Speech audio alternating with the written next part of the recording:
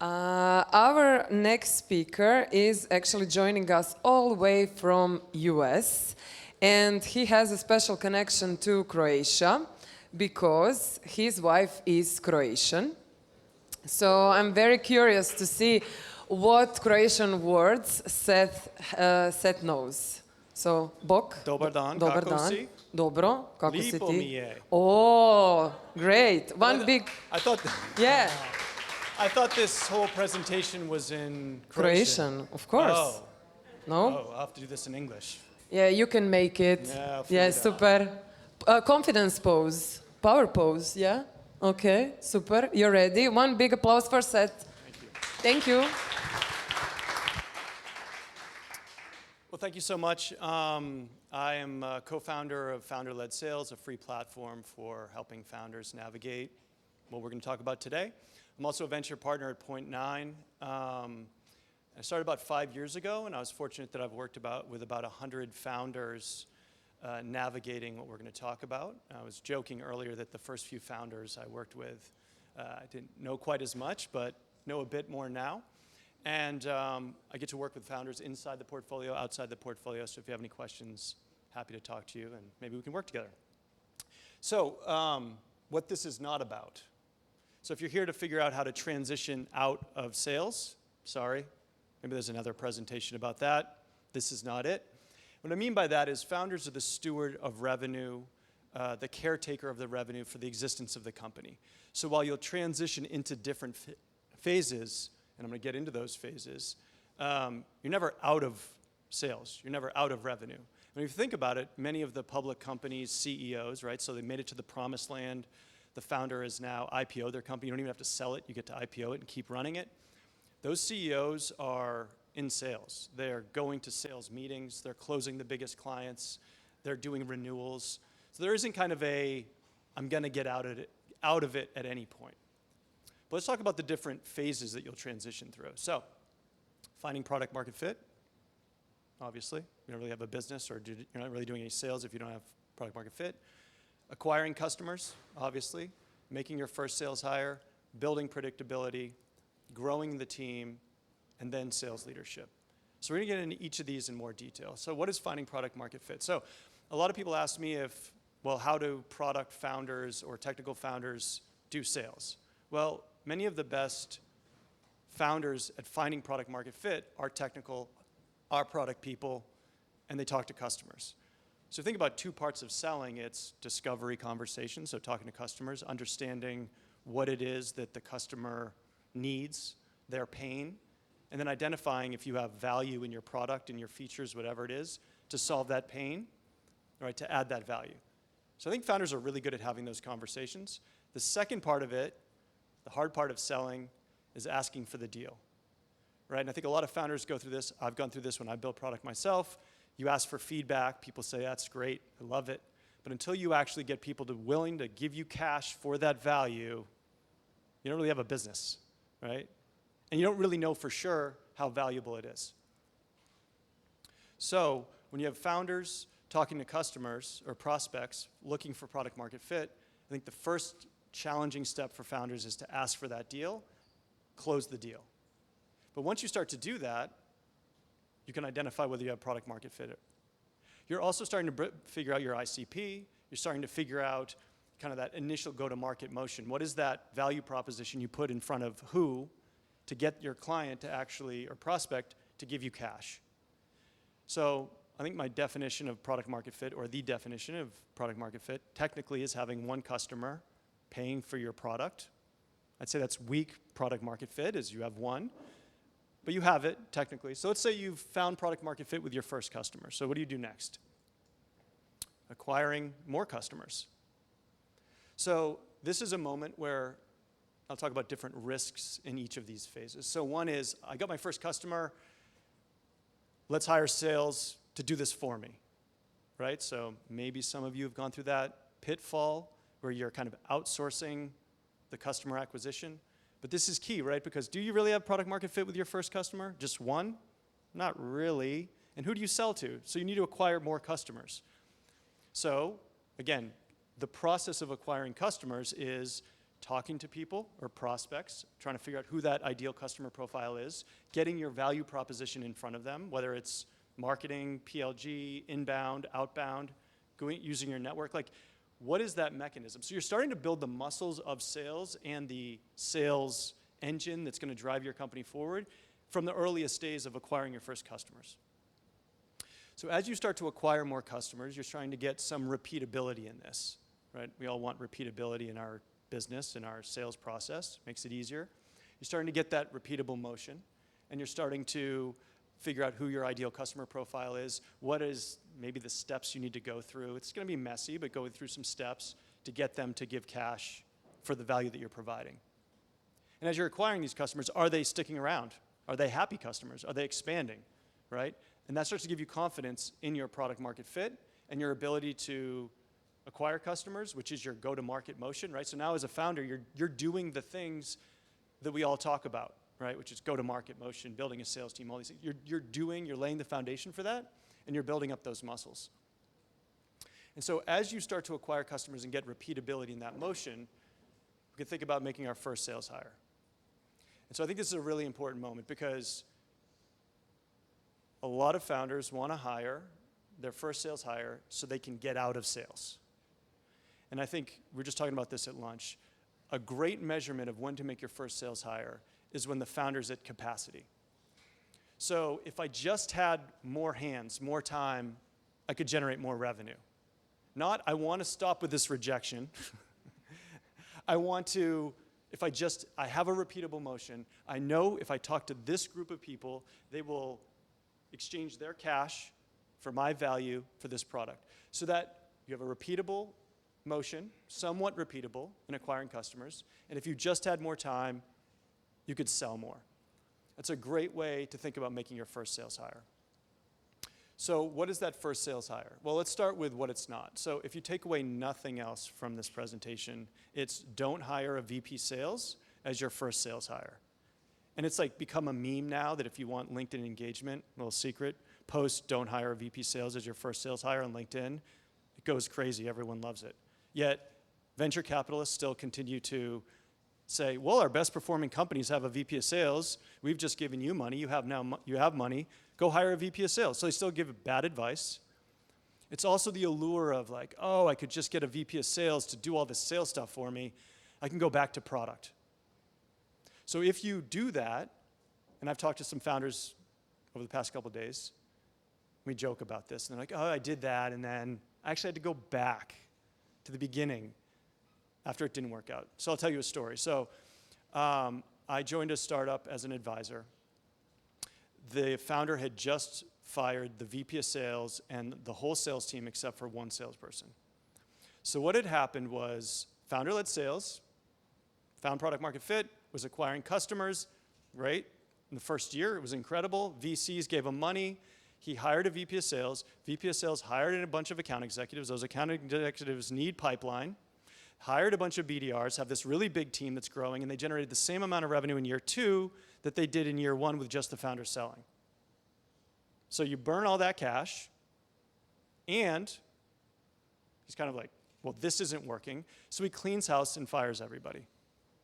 So I came in and said, well, first, are you going to get back into founder-led sales selling mode? Yes, selling alongside the account executive.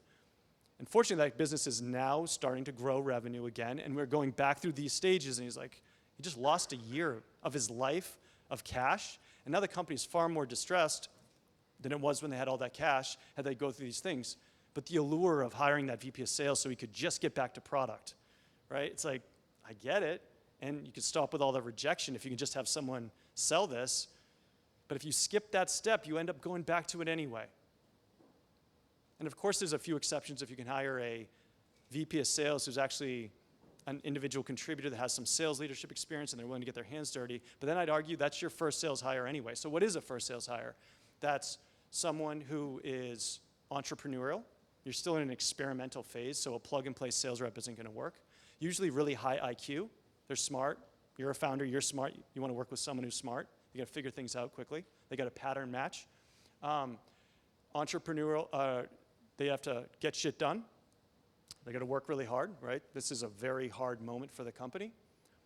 I think there's another thing that founders and probably everyone in this room takes for granted is that we're used to willing things into existence that didn't exist before, right? Like most people actually want a clear path. They want to know what they need to do to be successful at a company. They want it all laid out in front of them. So we're used to willing things into existence, and I think these first salespeople need that startup experience of willing things into existence. It's kind of the joke that you show up at a company and they're like, okay, where's the playbook? And it's like, here's a blank piece of paper. Help us create the playbook. And so people from big companies often fail and fail at a very high rate as your first sales hire. So startup experience, high IQ, entrepreneurial, kind of nature, experimental. I'd say the other thing is that full cycle AEs. What I mean by that is AEs who can create pipeline and close deals. So in these early days, often there isn't enough pipeline. So you need to create pipeline. Hunting in the ecosystem, right? Outbound prospecting, whatever it is, because this person's going to be useless if they can't create pipeline or you don't have enough pipeline for them. Going back to my point of if the founder is at capacity because there's so many inbound leads, if they just had one more person, they could close more deals. That's a great example of kind of that capacity constraint. But oftentimes, what happens when those leads are used up? What does that account executive do? And a great way to do this is you can actually hire your first sales hire and have them do pipeline creation for the first 1, 2, 3 months only. And say until you actually can prove predictable pipeline creation, you're not going to be in a closing role. Now, setting those expectations is good because then they're like, okay, I know what I'm getting into, I need to do this. And often you can fast track them because they can go quickly into a closing role. And the way to do that is they're creating pipeline, they're helping the founder, they're bringing in sales IQ, so they're helping the founder develop the sales milestones, right? They're also helping the founder administrate the deals, manage the deals, do the follow-ups, so they're learning. They're shadowing the founder, and then they're gonna start taking over some lower quality leads maybe, they do the discovery, and the founder is shadowing them while they take over. And then they can transition into a peer role with the founder. So the first sales hire will be working alongside the founder. The founder, of course, is managing them, but they'll be working alongside each other. So they're getting better, they're figuring things out together. Now, ideally, you could make 2 first sales hires. Now, people ask, well, shouldn't you make hire 2? Like, ideally, but this person is like a top 5% account executive. They're really hard to find, the real good ones. So if you can time them that you can find both of them at the same time, like hire them both. But usually it starts with one and then maybe you layer in another one. And I think another variable or component of this first sales hire is like them. So like I'll interview a bunch of people or I'll go through interview process and with the founder, I'm like, but do you like them? This is your teammate, this is your sidekick, you're gonna be coaching them. Like are you good at coaching someone you don't like? Like make sure you like this person. I think it's just really important. So now you've made this first hire or 2, you're selling alongside them. Next up is making it predictable. So building predictability into this sales engine. We all want predictable revenue, right? I mean, that's kind of the dream. So what does predictability look like? Well, let's talk about why you want predictability. So you want predictability so you know if you plug someone else into the organization, whether it's a BDR or an account executive, they're going to generate revenue. Because it's not just about making the hire, but you really want them to be successful, right? Because if they're not successful, they're really expensive and they just kill the momentum of your business. So predictability is identifying, having an ICP or ideal customer profile, knowing that if you do something with them, like put the value proposition in front of them or market to them, they will come into your sales funnel, typically starting with a discovery call, right? Back to finding product market fit, started with the founder doing discovery calls, so we have that muscle built, right? Going through some steps of the sales process, and then closing business. And knowing that and starting to understand the economics of that, can we justify hiring more people? Like are our ACVs high enough and does the math work out? So just the basic economics of this business model, does it justify very expensive humans? Because these humans are really expensive, as you all probably know, salespeople are super expensive, and if they're not generating revenue, they're almost even more, they are more expensive. They're like just a drag on the business. Another one I really like to look at is like conversion from that first discovery call to close. Just keeping it really simple. How many of those meetings do we need to close a deal? Now again, we can get into like sales cycle length and ACVs and kind of conversion rates throughout, but like that's a really interesting one of like, I mean, when I look at a business, it's like really simply, how are we getting these meetings? Can we do this predictably? Maybe through marketing, what's it cost to generate a lead, outbound prospecting, right? Whatever it is, can we get these discovery calls? And then can we close those deals? So a good example is if you have an account executive that joins, is starting to do some outbound, maybe creating pipeline, and you know that they can generate 10 meetings a month, for example, and close one deal. You have a 10% conversion rate. Maybe your ACV is 25K, so you know 10 meetings equals 25 grand. Then you can do the math of saying, well, if we hired 2 BDRs, right, that'd be 20 meetings. Let's say we could do 20 meetings per month. They would generate 2 deals per month, so that's 50K of ARR per month. You start to do the math of like, what does it cost for those 2 BDRs? What does it cost for that AE? And it's always kind of market rate dictates what you pay for salespeople. And you start to think like, this is starting to work. This is becoming predictable. I could hire some BDRs and create this, start to drive some more revenue. So again, it's a capacity constraint. Not I'll hire to figure it out. It's we are figuring this out. It's working. If we just had more people, we could drive more revenue. So the next phase of this is growing your sales team. So here, you can start to add more people. As I said, you can start to do the math of, should we hire BDRs?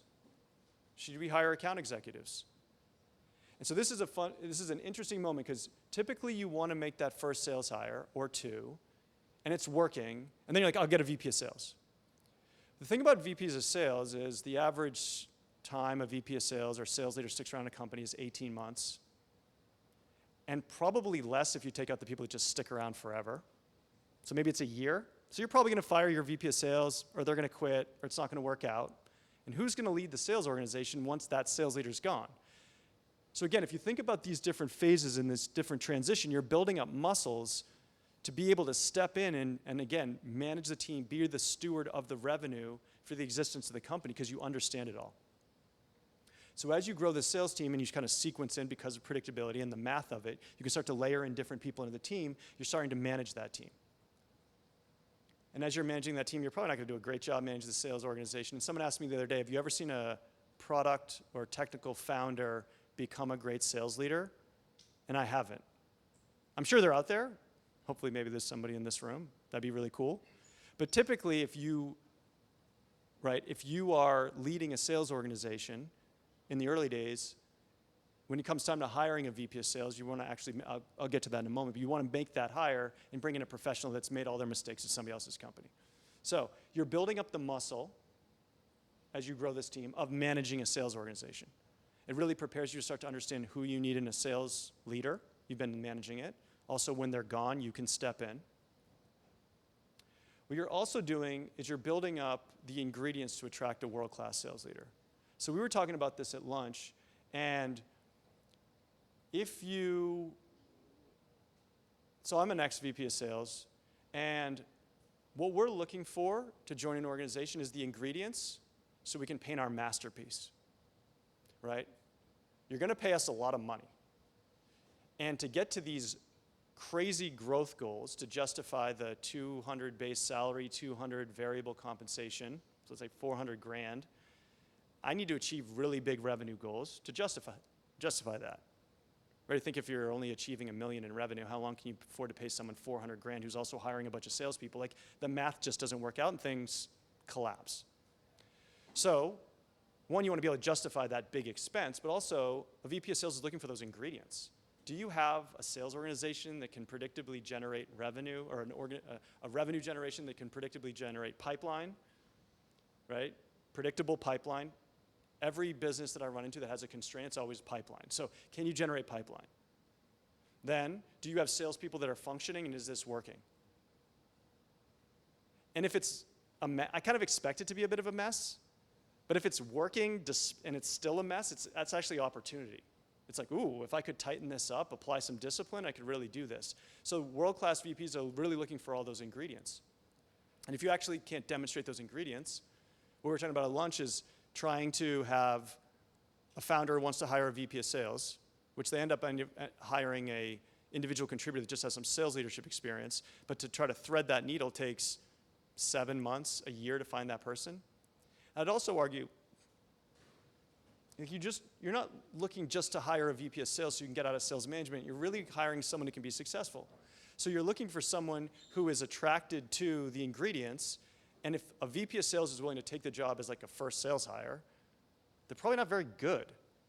So you're just like biasing your prospect or prospective candidates to being just low value or desperate. Like I'd take that job if I was desperate. Do you really want a desperate VP of sales? Like no, you want them to be set up for success. So by growing the team, having those ingredients, you've learned how to manage the team when sadly you inevitably fire this person or they quit, which often happens, you can step back in. But also you're setting up the ingredients so you can get the best talent that's available. So let's recap these stages. Finding product market fit, it's sales. The founder having discovery conversations, asking for the business, closing deals. If a founder isn't doing that, that's the most important thing for a founder to do is find product market fit. You're not going to outsource that to somebody else to figure out. And then acquiring your first customers is strengthening that product market fit, starting to figure out, do you have product market fit? What is your go-to-market motion? Like starting to get that together. And then making the first sales hire. Once you're at a capacity constraint as a founder, that if you just had more time, you could generate more revenue. That's so important. That's just like is a great measurement. If you're not at capacity, don't make a sales hire. I think another thing about why they make, or founders, or we, anyone, make that sales hire is rejection is brutal. And it's funny, it's kind of natural. So like even when I'm selling something, and I've been selling for 20 years, and I get rejected, my first instinct is, I could just hire a salesperson. They could take this rejection. I don't want to do this anymore. But it's like, you've got to be close to the metal, taking that feedback like in the teeth so that you can calibrate the product, you can build the right features, you can stay on top of that. As soon as you put in a layer, if you think about the mistakes I'm highlighting, it's when you layer in someone between the founder and the customers or the prospects, so you break that feedback loop. Like later stage companies always struggle. The number one question, what's the right mechanism to get the feedback from sales to product, right? It's really hard because there's all these layers in between. But when in the early days, there doesn't need to be layers. And when you put those layers in between, eventually when you hire a VP of sales and then they hire salespeople, like all these extra layers just create kind of disconnect from the product, and you can lose product market fit, or you're not going to know if the feature, I mean, imagine listening to salespeople on which features to build. Like, imagine doing that in the early days when like your life is on the line, the company's life is on the line, to put those layers in there. So think about the risks I'm talking about is founders need to stay closed. So then making that first sales hire when you're at capacity and you have conviction that you have product market fit, because if you could just have more time, you close more business. And then the building, obviously building predictability in it so you can add more people in without just burning cash. Growing the team and kind of grow it as far as you can. So we've heard some people talk about like getting to 1 million before you get out of sales. I've heard 5 million. I've heard 100 customers. Like I like these numbers because they're like big numbers and they kind of set the stage of you're going to be in this for a long time. So there's no transitioning out, and you should be solo founder selling for a long time.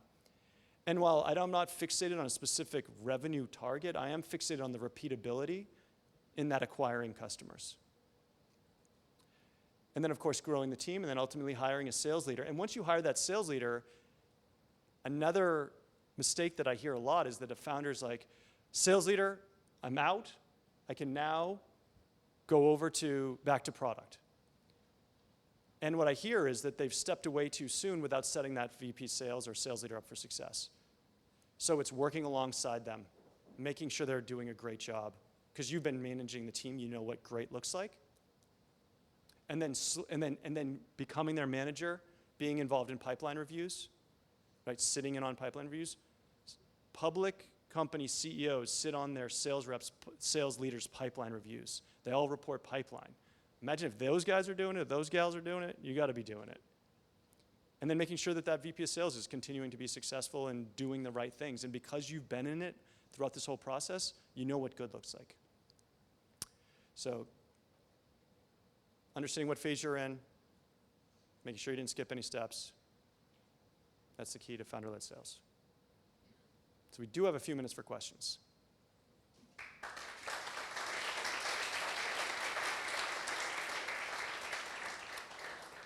Maybe not the news you were looking for in this one, but yes. This was the gentleman I was speaking to at lunch about all these things. I do agree with everything you said, but at what velocity would a business have to be moving at where, you know, we've seen businesses now with AI and everything, they can move faster with less and hit these revenue goals with very small teams. What's a trigger point where you would say, all right, maybe you do have to tap in that VP of sales earlier than what would be expected? Like, is there a certain amount of lost pipeline or growth or mismanagement even because the team's growing so fast? Yeah, I mean, I think that's an obvious challenge is, as I said, like if a founder who hasn't managed salespeople before, that's really challenging. So you can obviously lean on your investors or advisors to come in and help support that. It's like, that's a plug, you set me up for that. You need an advisor is really what I'm just saying. No, managing one person, because you're working alongside them. So I think there's kind of two pieces. It's like, you're not really building a large team. When I say growing the team, it's like 2, 3, 4, 5 people. And I don't think they're going to do a great job at it. Oftentimes they aren't. But like, it's working. It has the ingredients. It's like, hey, if we just had a VP of sales, this would really go. And that's what a VP of sales is looking for. I think the other side is with AI and some of these companies, that just the velocity is awesome. So maybe you can take it much further. But that just goes back to my capacity point. If you can sell solo founder 10 million because you're AI enabled and you do much of it as PLG and there's little low touch, don't do it. Take it as far along. The farther along you go, you're going to build up those skills. And so I work with a lot of bootstrap companies too. Actually more and more frequently. It's the same steps, you just go slower. If you're venture backed, you're just going to be like pushing on that, right? And you're going more with like signal over conviction. I think you're like, I think it's working, let's go faster, which is okay. I mean, you can afford to burn some cash and make a few mistakes. If you're bootstrapped, you can't. So you're looking for more like conviction. I hired someone, we've ramped them up, they've got to quota, let's hire the next one. You're kind of just doing it slower. There's another question somewhere. Yes? Yeah, so, thank you, great talk. Oh, thank you. So if you're a technical founder and, you know, obviously it can be a bit distracting if you have like 6, 7, 8 demos per day and they inform your product, but at the same time you have no time to work on the product. How do you solve that kind of catch-22 situation? Do you step away from sales at all to like perfect the product based on early feedback and work on the product and then go back to selling? Or do you somehow like maybe hire someone to help with the product or maybe help with the sales? Yeah, so I think this is really hard, right? So it depends. Are you closing these deals, or are you just getting feedback and you're iterating on your product? So you're closing them. I'd say it's time to hire a salesperson because you're at a capacity constraint. You're like, I don't have enough time. If I just had more time, 6, 7 demos a day or discovery calls a day. I mean, think about that. My second question was, when do you know you've reached that level of like predictability? So for me, the first one is like making, again, you could split hairs on repeatability versus predictability, but like repeatable customer acquisition where the founder is the constraint and the bottleneck. That's when you're like, I could hire someone else to take over half of those discoveries and I can spend my time on product because you're closing. The key is that you're closing. If those 7 discoveries per day are all just leading to iterative features and you're like continuing to test whether you have value proposition is, if no one's paying, I would say that's like you're still in product development and what are you going to hire a salesperson to close deals? You haven't closed any deals. That's why I talk about that like layering in between is super dangerous. Because you're getting product feedback. But that's the gnarly founder stuff that, yeah, it's hard. Yes? So I have many questions, but I'm going to digest it. I got a minute and 23 seconds. Quick one is, what if you are a founder and you have no experience with sales? Yeah. Any book recommendations, first thing. Second question is just PLG versus sales-led. What if you've tried both? How do you split them and split yourself? What if you've kind of said, hey world, here's my product, people somehow found you, somehow signed up, you have somehow enterprises, but you don't actually have a sales process because you didn't even know what sales was.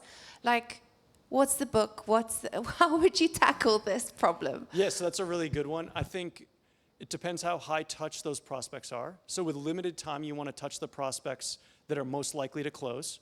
Spend time with them, right? Because some of it's just going to be self-serve, and some of it's going to be enterprise that you probably shouldn't be spending time with unless you're really building for the enterprise. But few PLG companies are going to be selling enterprise at the beginning. So you want to find your sweet spot of your ICP. Where do you get the most leverage from your time, right, to take that through?